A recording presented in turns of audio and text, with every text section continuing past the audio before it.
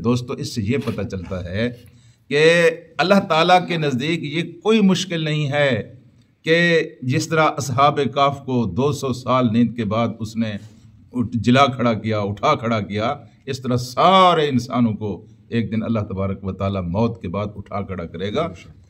یہ پیغام ملتا ہے کہ حشر اور لوگوں کو دوبارہ زندہ کھڑا کرنا کوئی مشکل نہیں ہے۔ تو میرے عزیز دوستو، سیقولون، وہ کہتے ہیں، ثلاثۃ رابعہم کلبہم، ثلاثۃ وہ 3 تھے، رابعہم اور چوتھا جو تھا کلبن ان کا کتا تھا۔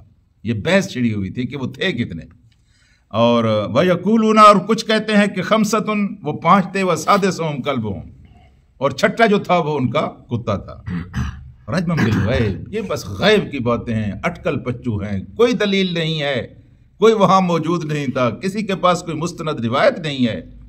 رجم بالغیب، یہ بے تک کی باتیں ہیں، ہوا میں تیر ہیں جو چلا رہے ہیں، ورنہ اس کی نہ کوئی ان کے پاس اصل دلیل ہے، نہ ان کے پاس کوئی صحیح معلومات ہیں۔ وَيَكُونُونَ سَبْعَةٌ وَثَامِنُهُمْ كَلْبُهُمْ، کچھ دوسرے کہتے ہیں کہ وہ 7 تھے اور 8واں ان کا کتا تھا۔ وہ 3 تھے، چوتھا ان کا کتا تھا، وہ 4 تھے، 5واں ان کا کتا تھا۔ ان کے بعد اللہ تعالیٰ نے فرمایا رجمم بالغیب، یہ غیب کی باتیں ہیں، یہ اٹکل پچو ہیں، یہ بے تک کے تیر ہیں جو مار رہے ہیں۔ لیکن وَيَقُولُونَ سَبْعَةٌ وَثَامِنُهُمْ كَلْبُهُمْ، وہ 7 تھے اور 8واں ان کا کتا تھا، اس کے آگے اللہ تبارک و تعالیٰ نے یہ فکرہ نہیں لکھا ہے۔ تو اس کا مطلب یہ ہے کہ غالب گمان یہ ہے کہ وہ 7 تھے اور 8واں ان کا کتا تھا۔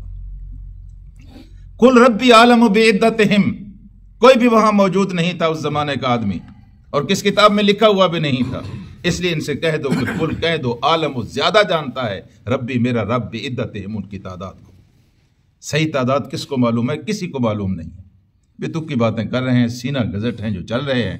اللہ تعالیٰ ان کی تعداد کو سب سے زیادہ جانتا ہے۔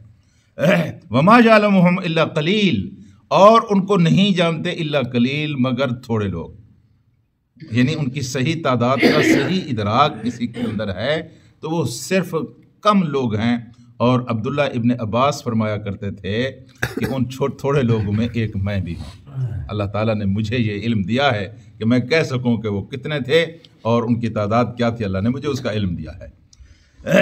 آج یہ اصولی بات کرنے کے بعد اب ایک اور بات کہی گئی، وہ یہ کہ وَلَا تُمَارِ فِيهِمْ إِلَّا مِرَاءً ظَاهِرًا، جھگڑے نہ کیا کرو، بحثیں نہ کیا کرو، جس چیز کے بارے میں تمہیں علم نہیں ہے یہ مستقل اللہ کے رسول نے کلچر عطا کر دیا ہے مسلمانوں کو کہ بحثیں نہ کیا کرو، مِرَاءً ظَاهِرًا، سرسری بات کیا کرو۔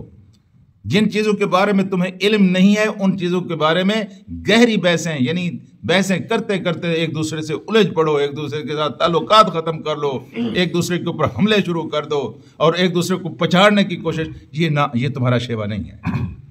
جی کوئی بحث ہو گئی ہے کسی سیاست پر ہو گئی ہے، اور دینی مسئلے پر تو بالکل ہی بحث نہیں ہونی چاہیے جب تک علم نہ ہو۔ جو ہی سنی سنائی باتوں پر فلاں مولوی صاحب سے سنا تھا، فلاں پیر صاحب سے سنا تھا، فلاں حضرت صاحب سے سنا تھا، اور بحثیں شروع ہیں۔ میرے عزیز دوستو، سنا سنایا دین ہمیشہ کمزور ہوتا ہے، کمزور ترین دین ہوتا ہے جو سنا سنایا دین ہو۔ پڑھا پڑھایا دین جو ہے یہ مضبوط اور محکم ہوتا ہے۔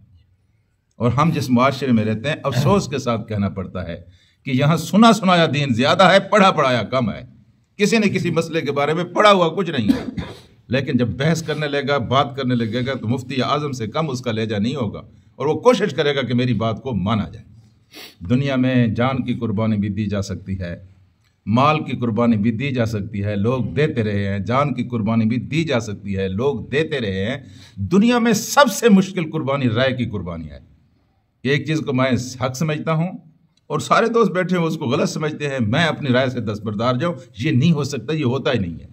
لوگ اڑے رہتے ہیں کہ میں نے کہا ہے جی، میری بات نہیں مانی گئی جی، میں بڑی اہم شے ہے، ابھی آپ کے اوپر وحی الہی نازل ہوتی ہے۔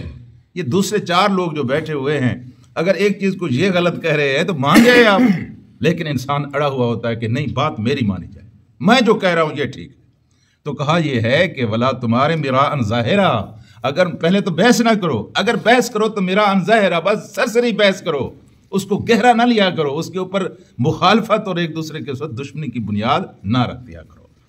اور پھر فرمایا کہ ولا تستفت فیہم منہم احدا، اور اس سلسلے میں کسی دوسرے سے تم نے اب سوال نہیں کرنا، یعنی یہ کتنے تھے اور کتنے نہیں تھے، یہ مسلمانوں کو مستقل ہدایت دی گئی ہے۔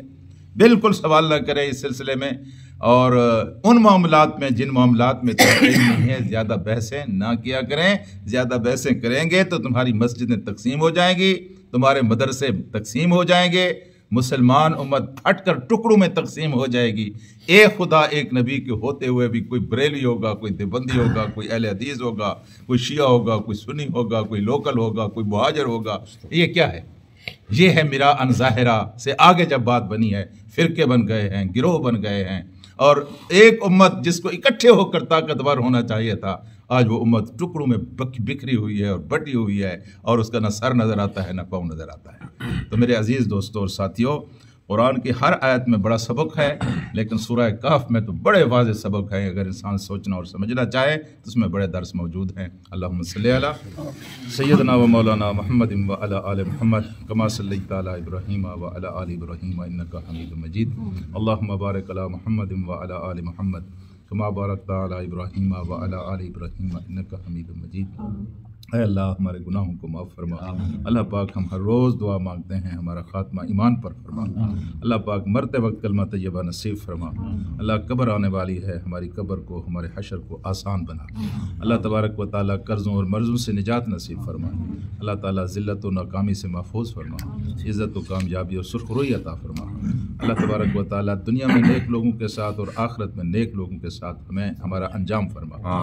اللہ تبارک و تعالیٰ قرضوں اور مرضوں سے نجات نصیب فرما۔ اللہ تبارک و تعالیٰ ہمارے والدین کی مغفرت فرما۔ اللہ ہمارے بچوں کو نیک اور صالح بنا۔ اللہ پاک سعادت کی زندگی عطا فرما۔ اللہ پاک شہادت کی موت نصیب فرما۔ وصلی اللہ تعالیٰ علی خیر خلقہ محمد و آلہ و صحبہ اجمعین برحمتک یا لا الہ الا انت۔